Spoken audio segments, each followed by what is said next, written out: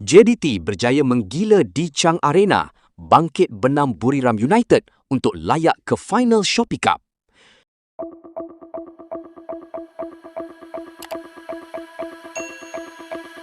Beraksi di hadapan ribuan penyokong tuan rumah, skuad Harimau Selatan mempamerkan semangat juang yang luar biasa untuk bangkit daripada ketinggalan defisit gol.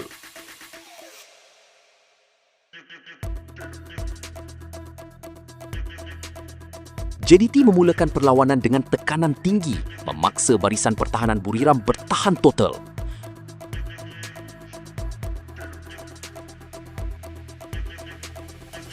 Buriram menggunakan strategi bertahan secara kompak sambil melancarkan serangan balas. Ini selepas mereka memiliki kelebihan 2 gol di pertemuan pertama.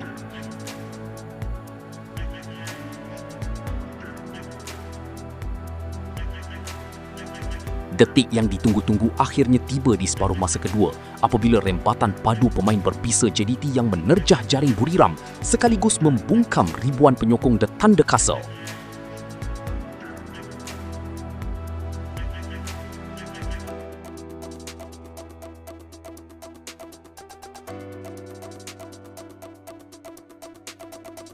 Bergson turut menciptakan 2 gol dalam aksi ini, serta satu penyerang JDT juga turut melengkapkan kemenangan luar biasa yang semakin membuat Stadium Chang Arena terdiam.